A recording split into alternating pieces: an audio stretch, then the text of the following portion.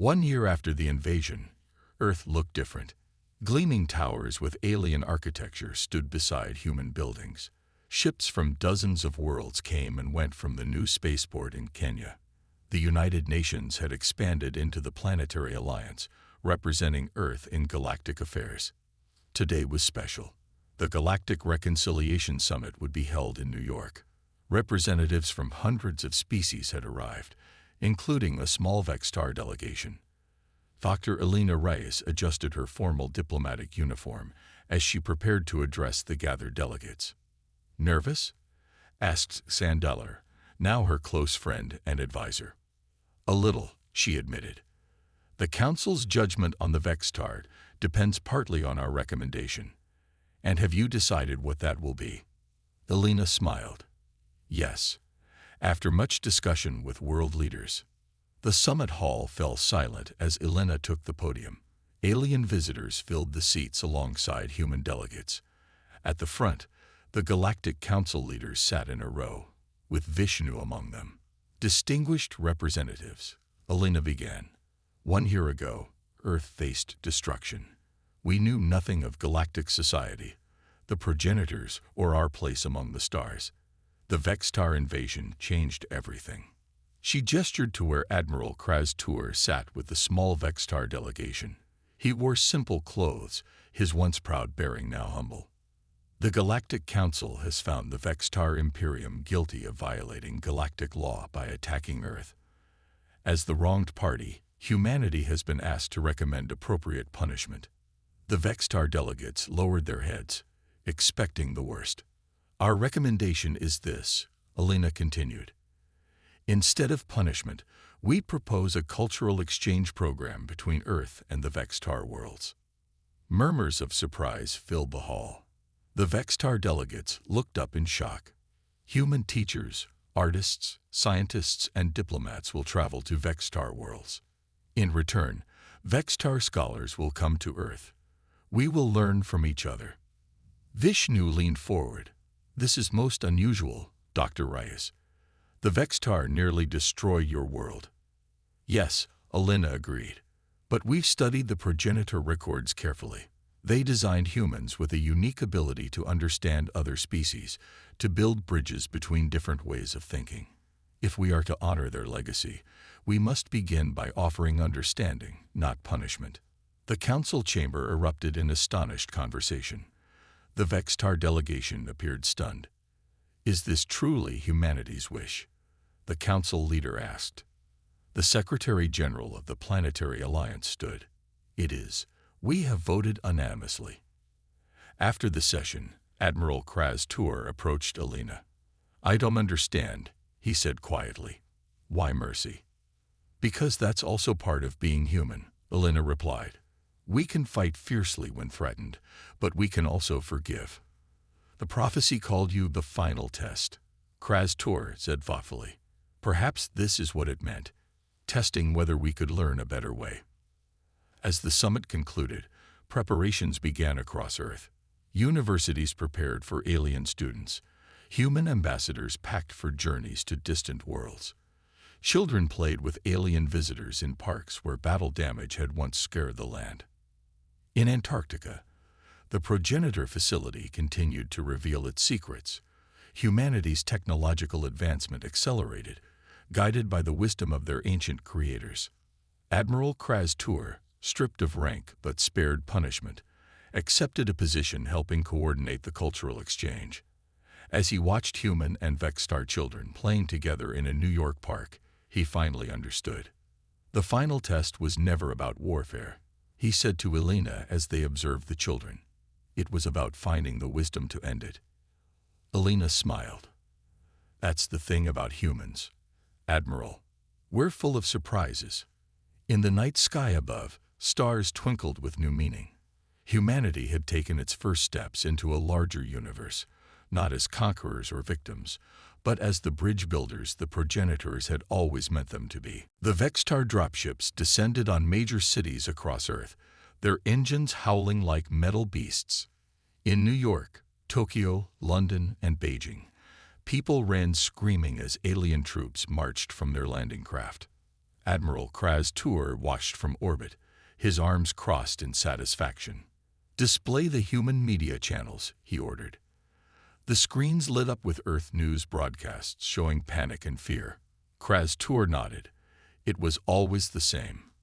First came fear, then surrender. "Sir," his communications officer called. "Ground teams report. Resistance." Kraz-Tur turned, surprised. "What kind of resistance?" "Unexpected tactics, sir. The humans aren't following standard surrender protocols." In Nebraska, John Miller watched as 3 alien hover tanks moved across his cornfield, crushing his crops. His hands tightened on the steering wheel of his combine harvester. "Dad, what are you doing?" his son asked over the phone. "The radio says to stay inside." "Those things are heading toward town," John replied. "And I've got a plan." He started the massive machine and drove straight at the alien tanks. The harvester's heavy threshing mechanism smashed into the first tank's anti-gravity unit. Sparks flew as the alien vehicle crashed to the ground. In Tokyo, college student Hiroshi Tanaka huddled with his computer science classmates in their university basement. "Their communications run on predictable algorithms," Hiroshi said, typing frantically. "See this pattern. If we broadcast this modified signal." They connected their equipment to the campus radio tower. Across Tokyo, Vextar troops suddenly lost contact with their command ships. Their helmet displays showed only static. In the Pentagon War Room, Dr. Elena Rice studied captured Vextar communication devices. "Their language is based on mathematical sequences," she explained to General Adams.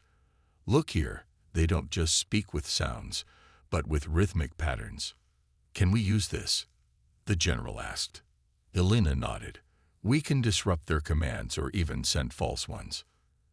Zandilar, the Galactic Council observer, had secretly traveled to Earth. Hiding his alien features under a hooded cloak, he watched a battle in the streets of London. The Vextar troops advanced with energy weapons, expecting the humans to run. Instead, construction workers dumped cement from a mixer truck, trapping alien soldiers in rapidly hardening concrete. Nearby, police officers used riot shields to deflect energy blasts while civilians pelted the invaders with homemade explosives. Zandilar recorded everything. The council needed to see this. Admiral Kraz-Tur slammed his fist on the command console. "How is this possible?" he roared. "They're barely space-capable." "Sir," Mevlak said cautiously, "humans appear to have unusual adaptability. They're using their primitive technology in ways we didn't anticipate." "Release the suppression gas," Kraz-Tur ordered. "It worked on the Centauri and the Blight colonies. It will work here." "But sir, we haven't tested it on human physiology," Mevlak protested. "Do it," the admiral shouted. "I want this resistance crushed by daybreak." In the Galactic Council chamber, an emergency message arrived from Zandilar. Senior Counselor Vishnu viewed the footage with growing concern. "These humans," she whispered to her aide, "they fight differently than other species." The aide nodded.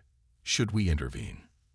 Vishnu watched as the video showed humans rapidly adapting to Vextar weapons and tactics. "Not yet," she said, "but prepare my ship. I may need to see this myself." On Earth, green clouds fell from the sky as the Vextar released their suppression gas. They waited for the humans to become docile, as all other species had before.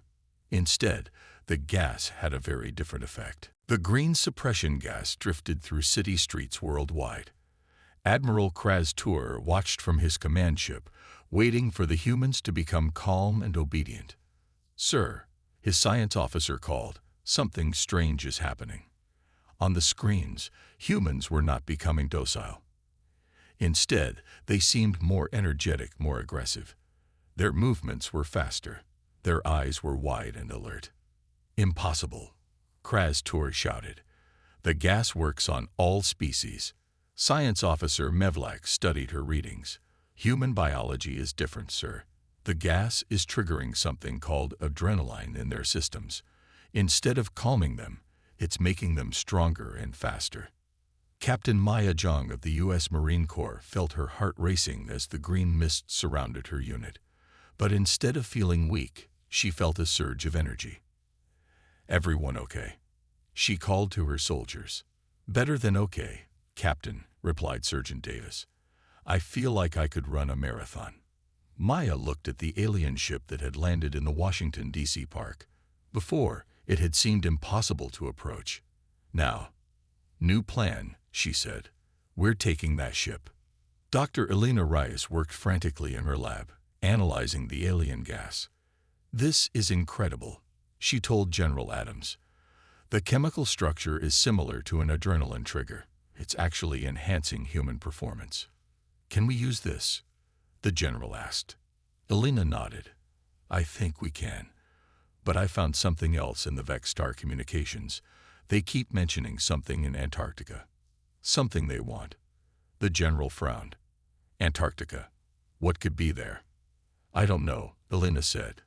"But it's important enough that they've diverted ships to the South Pole." In orbit, Zandiller sent another urgent message to the Galactic Council. "These humans are unlike any species we've encountered," he reported. "The Vextar suppression gas is making them stronger. They've already captured 3 Vextar vessels and are learning to operate the technology." On the council station, Senior Counselor Vishnu read Zandiller's report with growing concern. "This changes everything," she told the council members. "If humans can adapt this quickly to Vextar technology, they should be classified as a Tier 1 sentient species with protection rights." Counselor Draft scoffed. "One lucky resistance doesn't make them special. The Vextar will crush them soon enough." "I'm not so sure," Vishnu replied, her ancient eyes troubled. "There's something about these humans." Admiral Kraz Tur couldn't believe the reports. Captain Jung's unit had captured one of his command ships. Humans were already figuring out Vextar weapons. His invasion was falling apart. "Sir," Mevlak said quietly, "should we consider withdrawing?" "Never." Kraz Tur slammed his fist down.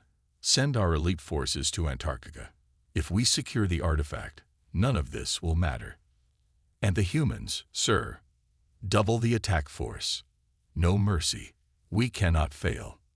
In a military transport plane heading south, Dr. Rice showed Captain Jung what she had discovered. "The Vextar communications mention a progenitor site in Antarctica," she explained. "Whatever it is, they want it badly." Maya checked her weapons. Her team of 20 soldiers had been chosen for this mission. All had been exposed to the gas and were performing at peak levels. "Then we get there first," she said simply. Elena looked out the window at the ocean far below. "But what will we find? What's hidden under the ice that's so important to an advanced alien species?" The plane raced south, chasing the mystery buried in Earth's most remote continent. Meanwhile, across the planet, humanity fought back against the invaders with growing success, using the aliens' own weapons and technology against them. The tide was turning. The Vextar had made a terrible mistake. The military plane landed on the ice runway. Captain Jung led her team out into the freezing Antarctic wind. Dr. Rice followed, wrapped in a heavy parka. "The alien communications mentioned coordinates near here," Elena said, checking her tablet. "About 5 miles east." Maya nodded. "Let's move before the Vextar arrive." The team loaded onto snowcats and headed across the white landscape. Satellite images showed 3 Vextar ships already approaching the area. At the coordinates, they found nothing but ice and snow. "Are you sure this is right?" Maya asked. Elena double-checked her data. "Yes, but whatever it is must be below the ice." Just then, Sergeant Davis called out, "Captain, the ground is different here. It's glowing." They gathered around a small patch of ice that had a faint blue light coming from deep below. "Stand back," Maya ordered. She aimed a captured Vextar weapon at the ice and fired. The energy beam melted through, revealing a dark tunnel leading down. "We go in," she decided. "Davis, keep 2 men up here as lookouts. The rest of you with me." They descended into the darkness. The tunnel walls were smooth, not natural. After 100 feet down, they entered a vast chamber that took their breath away. "This isn't natural," Elena whispered. And it wasn't built by humans. The enormous room was filled with strange metal structures. Lights flickered on as they entered, responding to their presence. In the center stood a raised platform with a glowing console. "What is this place?" Maya asked. Elena approached the console carefully. "I think it's some kind of alien outpost. But it's not Vextar. This technology looks different." When she touched the console, a hologram appeared above it. A tall, elegant alien figure materialized, speaking in an unknown language. "I can't understand it," Elena said, frustrated. Then, surprisingly, the hologram switched to English. Language detected. Adapting. "Welcome, human descendants. This facility has awaited activation for 2.7 million years." Above ground, Davis spotted the Vextar ships landing. Contacts incoming. Multiple hostiles. In the underground chamber, the hologram continued. "I am a recording of Sentinel Zorax of the Progenitor Science Division. Earth was established as Outpost 7 Delta for the seeding program." "Seeding program?" Elena asked. "The progenitors seeded many worlds with life forms engineered for specific environments. Humans were our most ambitious project, designed with unique adaptive capabilities and genetic potential." Maya's radio crackled. "Captain, Vextar troops approaching. At least 50. We need to leave," Maya told Elena. The hologram spoke urgently. "The facility defenses can be activated, but require genetic authorization. The Vextar must not obtain this technology." "Genetic authorization?" Elena asked. "You mean a human DNA sample? You are the inheritors. Place your hand on the console."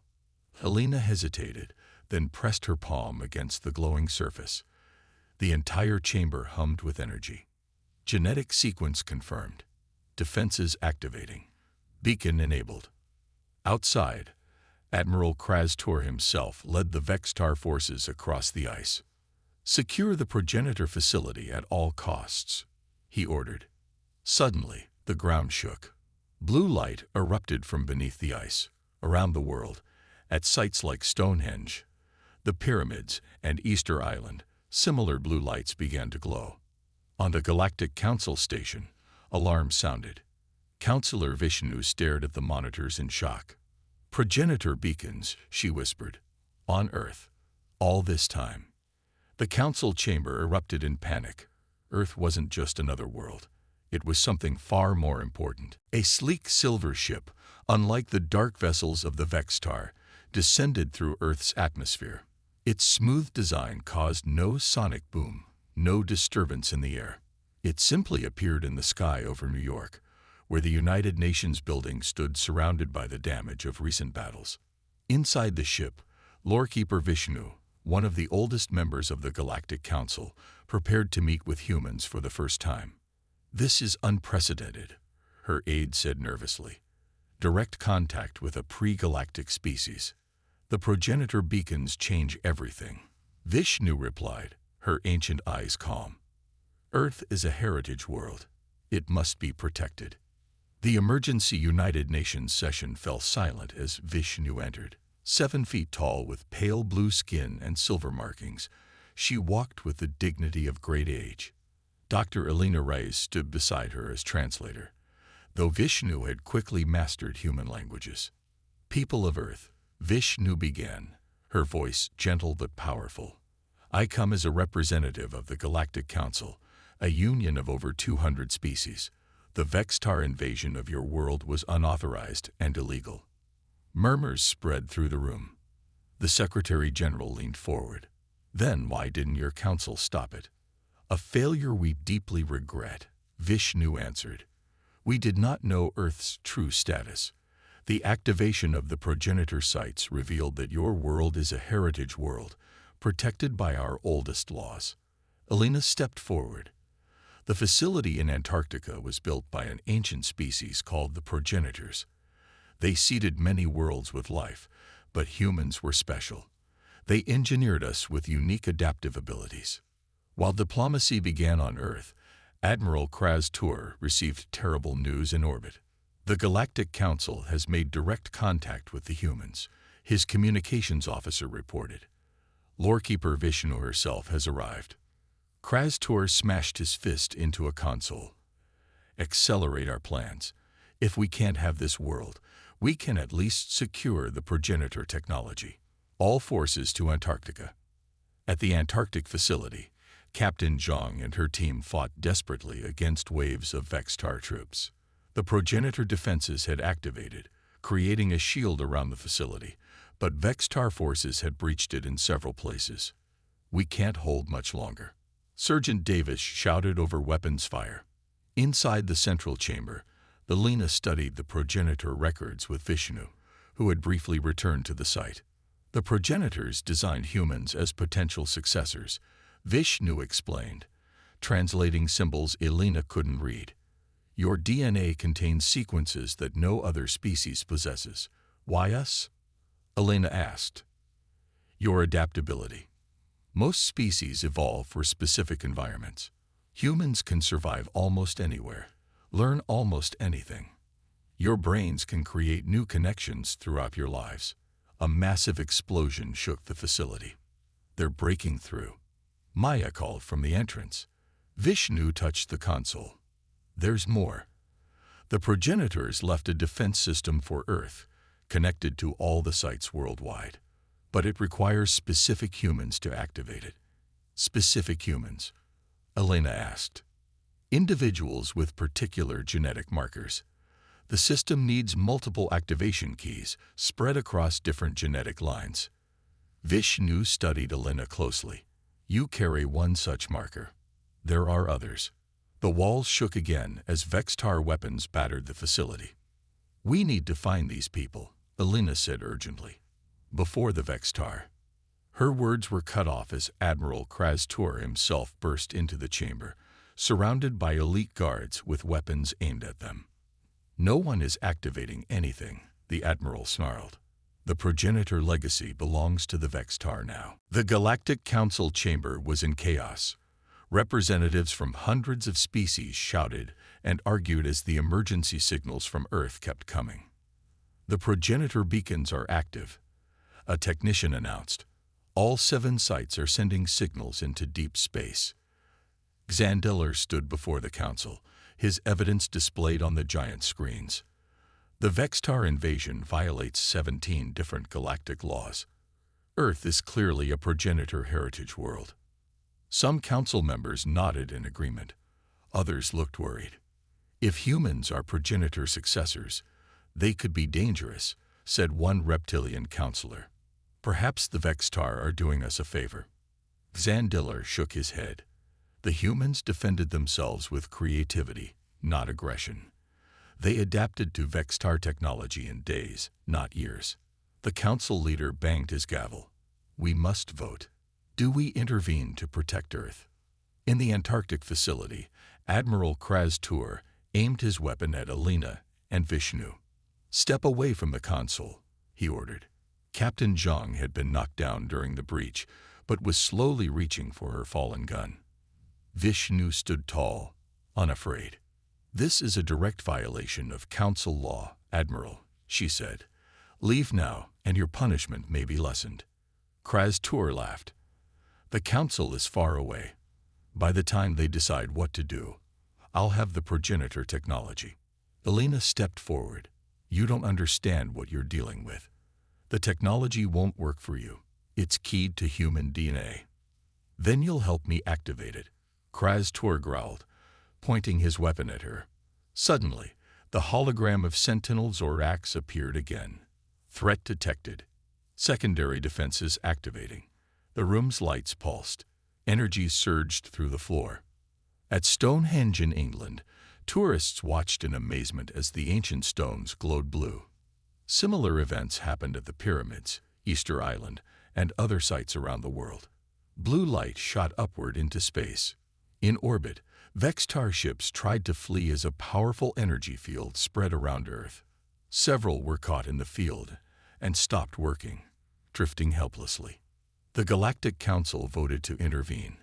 A peacekeeping fleet launched immediately, but it would take time to reach Earth. Meanwhile, Admiral Kraz-Tur made a desperate call to Vextar High Command. "Send me the planet killer weapon. If I can't have the progenitor technology, no one will." The reply came quickly. "Planet killer authorized. Deployment in 12 Earth hours." In the facility, the secondary defenses had temporarily pushed back the Vextar forces. Elena studied the console with Vishnu. "The full defense system requires activation from multiple sites," Vishnu explained. "Each site needs a different human genetic key." Elena checked the map on the console. "There are 7 sites total. We've activated this one, but we need 6 more people at the other locations." Captain Zhang joined them, limping slightly. "How do we find these people?" "The console can identify them," Vishnu said. "But we must hurry. I've received word that the Vextar have called for their planet killer weapon." Elena looked up in alarm. "Planet killer?" Vishnu nodded grimly. "A weapon capable of destroying an entire world. The Council's fleet won't arrive in time to stop it." "Then we need to find these people and activate the defense system," Maya said. "It's our only chance." Elena studied the console. "The system has identified the genetic key holders. There's one in Tokyo, one in Cairo, one in Mexico City, one in London, one in Sydney, and one in Moscow." "We'll need transport," Maya said. "Fast transport." Vishnu smiled slightly. "I believe I can help with that." Outside, they could hear Admiral Kraz-Tur rallying his troops for another attack. The race to save Earth had begun. Vishnu's ship sliced through the sky faster than any human aircraft. Inside, Dr. Elena Rice studied the data about the 6 genetic key holders they needed to find. Hiroshi Tanaka in Tokyo. He's the computer science student who hacked the Vextar communications, Elena told Captain Zhang. Fatima Nazari in Cairo is a museum curator. Ivan Petrov in Moscow is a high school science teacher. Maya nodded. The others? Maria Gonzalez in Mexico City is a doctor. James Wilson in Sydney is actually a surfer, and Emma Clark in London is a librarian. "Ordinary people," Maya said, "with extraordinary DNA." Vishnu's voice came through the ship's speakers. "The Vextar planet killer has entered your solar system. We have 10 hours remaining." The Galactic Council's peacekeeping fleet engaged the Vextar Armada in the outer solar system. Brilliant flashes of light erupted as ships fired advanced weapons at each other. On Earth, people watched the distant battle through telescopes, amazed at the scale of combat happening near Jupiter. Vishnu's ship landed in Tokyo first. Hiroshi Tanaka stood waiting, his eyes wide with wonder. I got your message," he said nervously, "about my DNA being special." Elena nodded.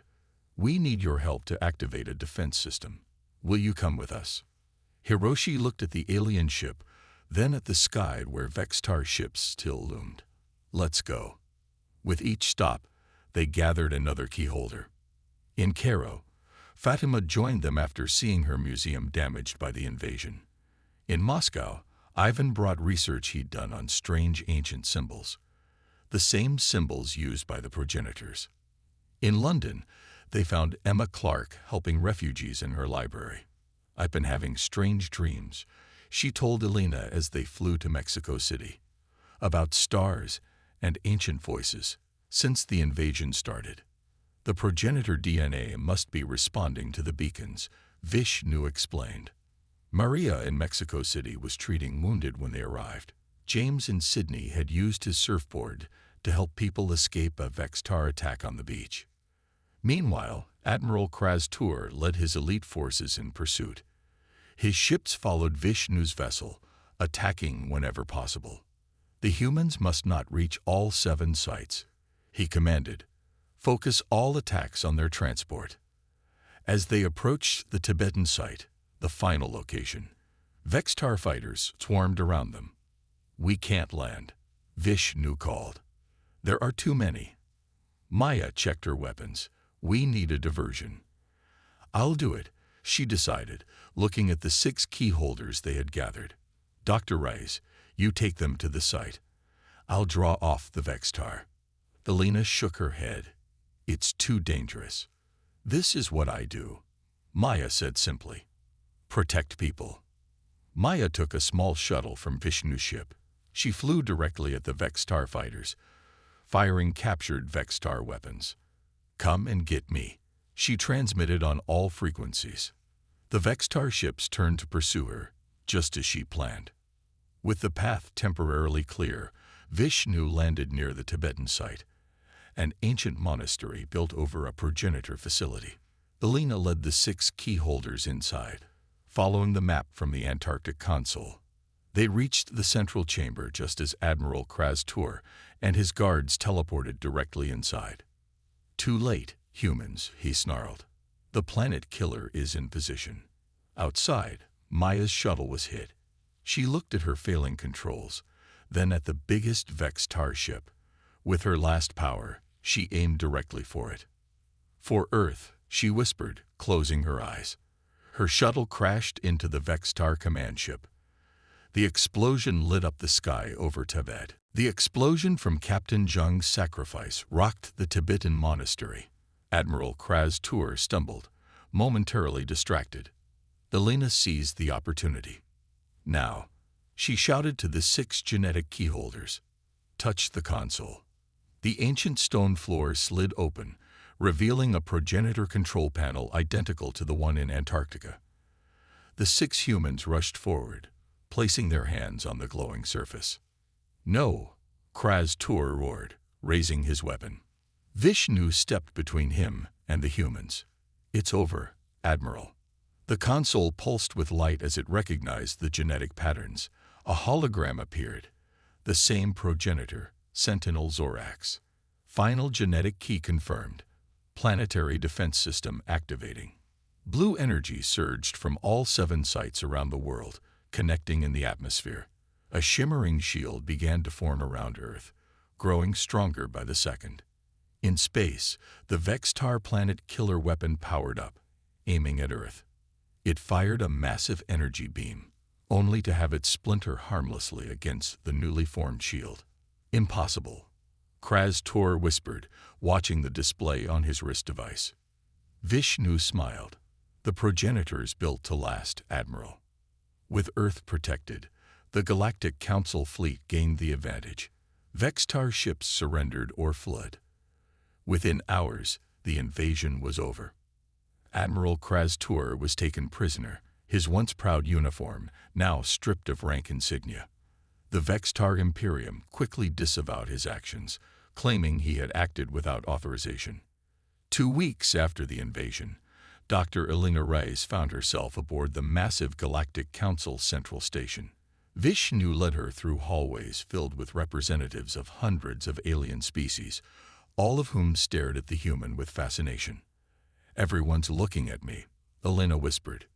You are the first human to visit the council, Vishnu explained. And after the defeat of the Vextar, your species has become quite famous. They entered a large chamber where council leaders waited. Dr. Elena Rice of Earth, Vishnu announced formally. Representative of humanity. The council leader, a tall being with crystalline features, spoke. Earth has demonstrated remarkable qualities.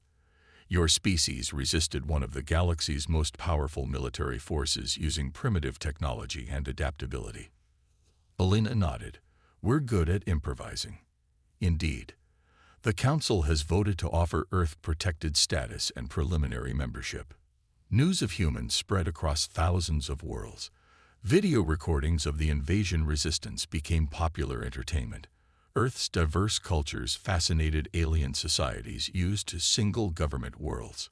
Elena led Earth's first diplomatic team to the Council homeworld.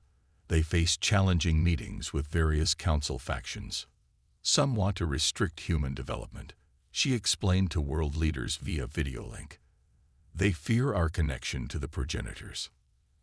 And what do they fear exactly? Asked the Secretary General.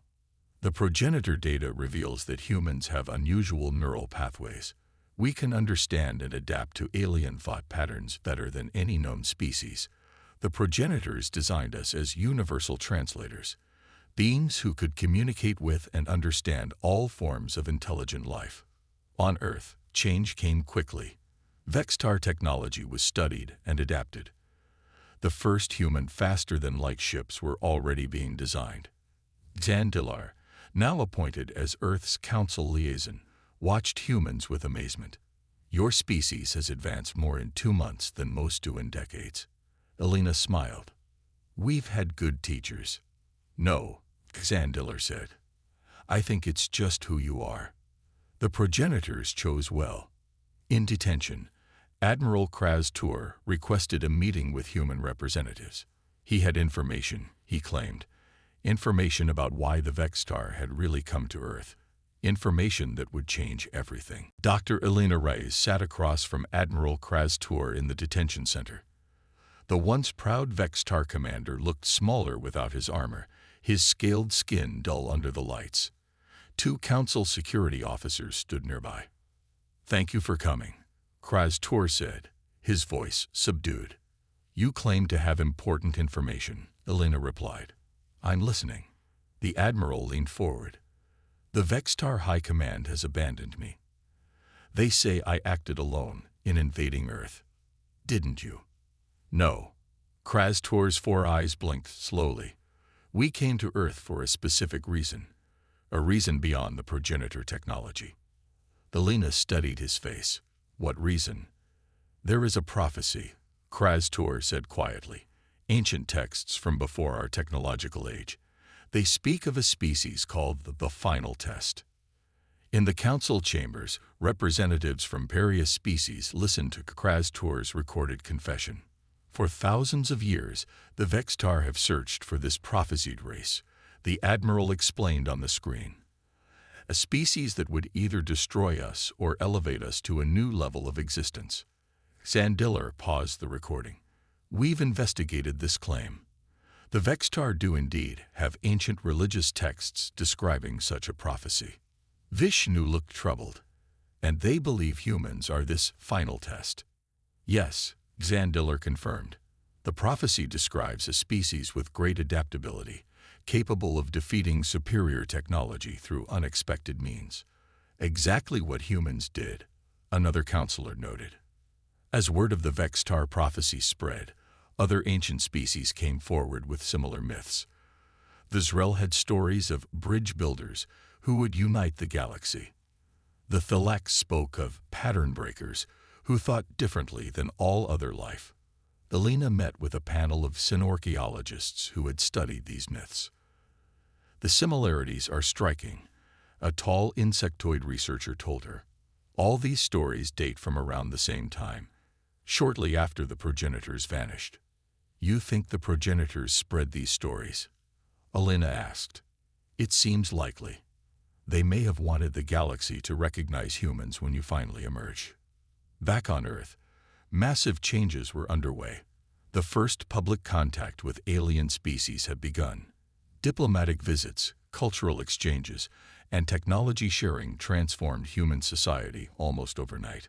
Elena visited Captain Jung's family, who had received the highest honors for her sacrifice. She saved us all, Elena told Jung's parents. Without her diversion, we would never have reached the final site in time. Jung's mother held her daughter's medal. She always wanted to protect people. Now her name will be remembered across the stars. In the detention center, Elena finished her interview with Admiral Kraz-Tur. If you truly believe this prophecy, she asked, why try to destroy Earth? Kraz-Tur looked away. Fear. The prophecy said you would either destroy or elevate us. When we saw how quickly you adapted to our weapons, how creatively you fought back, the High Command panicked. And what do you believe now? I believe, Kraz-Tur said slowly, that we misunderstood the prophecy. The destruction it spoke of wasn't physical. It meant the end of old ways of thinking. Elena stood to leave. The Galactic Council will determine your fate. Admiral. Wait, Kraz-Tur called. There's something else you should know. The Vextar weren't the only ones searching for it, the final test. There are others, more powerful species who have sought you for different reasons. What reasons? Some to learn from you, others. The Admiral's eyes darkened. Others to ensure you never reach your potential. Alina left the detention center with this troubling information.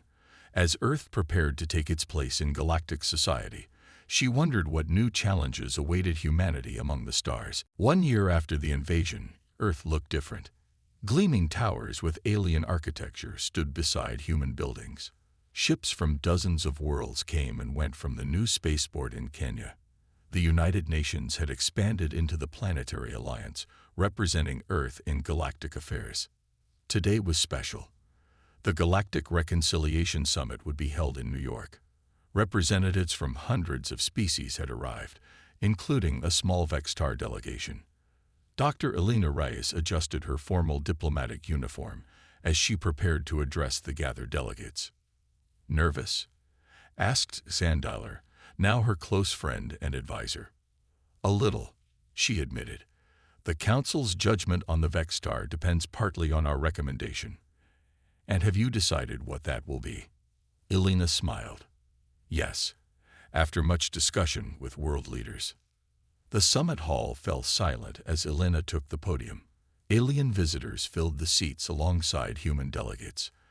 At the front, the Galactic Council leaders sat in a row, with Vishnu among them.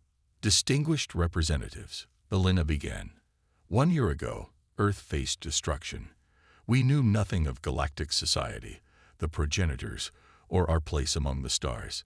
The Vextar invasion changed everything. She gestured to where Admiral Kraz-Tur sat with the small Vextar delegation. He wore simple clothes, his once proud bearing now humble. The Galactic Council has found the Vextar Imperium guilty of violating galactic law by attacking Earth. As the wronged party, humanity has been asked to recommend appropriate punishment. The Vextar delegates lowered their heads, expecting the worst. Our recommendation is this, Alina continued. Instead of punishment, we propose a cultural exchange program between Earth and the Vextar worlds. Murmurs of surprise filled the hall. The Vextar delegates looked up in shock. Human teachers, artists, scientists, and diplomats will travel to Vextar worlds. In return, Vextar scholars will come to Earth. We will learn from each other. Vishnu leaned forward. This is most unusual, Dr. Reyes. The Vextar nearly destroyed your world. Yes, Alina agreed, but we've studied the progenitor records carefully. They designed humans with a unique ability to understand other species, to build bridges between different ways of thinking.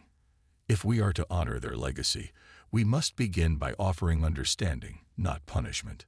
The council chamber erupted in astonished conversation. The Vextar delegation appeared stunned. Is this truly humanity's wish? The council leader asked. The Secretary General of the Planetary Alliance stood. It is. We have voted unanimously. After the session, Admiral Kraz-Tur approached Alina. I don't understand, he said quietly. Why mercy? Because that's also part of being human, Alina replied. We can fight fiercely when threatened, but we can also forgive. The prophecy called you the final test, Kraz-Tur said thoughtfully. Perhaps this is what it meant, testing whether we could learn a better way. As the summit concluded, preparations began across Earth. Universities prepared for alien students. Human ambassadors packed for journeys to distant worlds. Children played with alien visitors in parks where battle damage had once scared the land. In Antarctica, the progenitor facility continued to reveal its secrets. Humanity's technological advancement accelerated, guided by the wisdom of their ancient creators. Admiral Kraz-Tur, stripped of rank but spared punishment, accepted a position helping coordinate the cultural exchange. As he watched human and Vextar children playing together in a New York park, he finally understood. The final test was never about warfare, he said to Alina as they observed the children. It was about finding the wisdom to end it. Alina smiled. That's the thing about humans, Admiral. We're full of surprises. In the night sky above, stars twinkled with new meaning. Humanity had taken its first steps into a larger universe, not as conquerors or victims, but as the bridge builders the progenitors had always meant them to be.